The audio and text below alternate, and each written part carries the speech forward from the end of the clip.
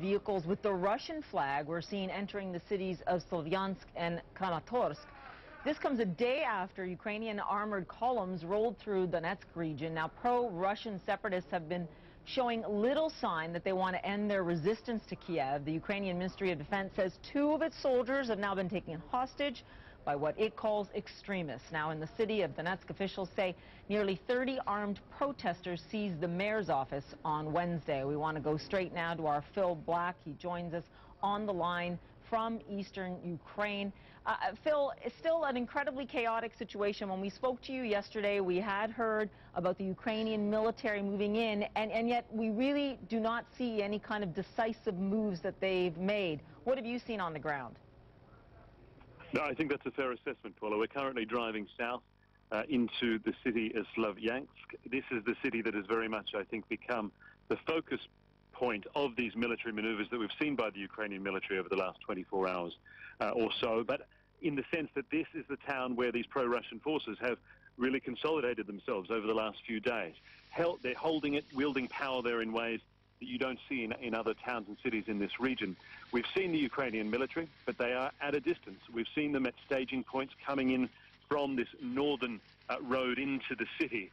We've seen a large presence of soldiers, armoured personnel carriers, attack helicopters in the sky. But as yet, there has been no clear, distinctive move to actually move in and confront these pro-Russian forces. So there's still a degree of hesitation there, although in this region, on the roads, we've seen convoys and a show of force that is unprecedented on what we've seen up until this point. So far, this military force has not moved decisively against the pro-Russian militants and protesters who are still occupying these buildings. And I suspect that goes back to, I know, what we've been talking about a lot over the last 24 hours, and that is the reality that if they do clash with these pro-Russian forces, it's going to be difficult, messy, very quickly, and potentially provide a trigger for further direct Russian intervention, Paula. Yeah, you know, Phil, as you're talking, we're showing pictures of those tanks with the Russian flag. I'm still very confused as to where did those tanks come from. There have been some reports that they were actually Ukrainian tanks that were taken over. And who are the characters there in fatigues atop those tanks? It still seems like such a mystery as to what's going on there on the ground.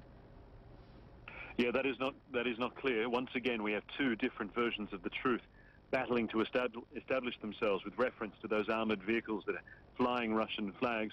Ukrainian media says that these are vehicles that have been attacked and taken over by pro-Russian forces.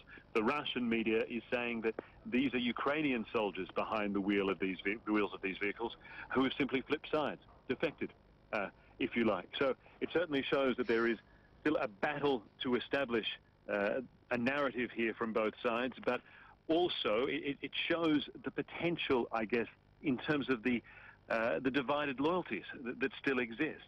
There is very much a complex dynamic here in that Ukrainian soldiers are being asked to maneuver and position themselves against other Ukrainians. And I'm sure there is no doubt that that doesn't sit well with all of those Ukrainian soldiers.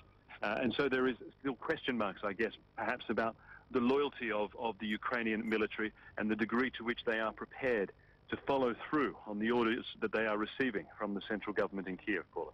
Yeah, you know, Phil, we're seeing reports that the acting defense minister is headed to the eastern region right now. Why are they having so many troubles getting this under control? I mean, you know, we just reported that there were 30 pro-Russian demonstrators in Donetsk. That doesn't seem like a lot of people to me. We're talking about highly trained, at least the Ukrainian government says they're highly trained special forces in the region now. Why so much trouble getting this problem under control? It's not so much trouble because they haven't engaged them directly yet, I think. I think it is more this hesitancy that they are showing, this unwillingness to direct them, to engage them directly because of the potential for escalation that could flow from there.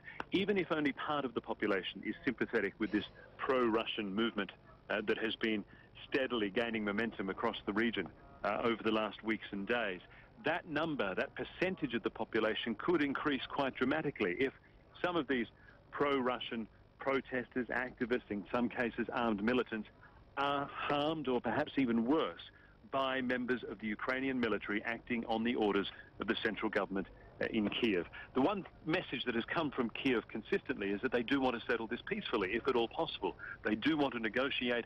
They are prepared to have a very inclusive, they say, political dialogue going forward about giving these regions more political power, more say over their own future, if that is, in fact, what they'd like. They talked about amnesties for these people who've been occupying these buildings and so forth. There is, it would seem, a willingness to try and settle this as peacefully as possible, but they have also been using very forceful language as well. Threats, ultimatums, these sorts of things. Up until now, though, they have not showed any real willingness to follow through on these threats and ultimatums with the use of force. What we're seeing here is a show of force in the mobilization of the Ukrainian military that has taken place across this region, and it is impressive to a point, but as we've been talking about, they are holding back. They are not moving to decisively end this and confront these pro-Russian forces directly. Paula. Yeah, that's our Phil Black there on the roads in eastern Ukraine, outlining what is still a very delicate situation. Phil, appreciate that. Now, there's much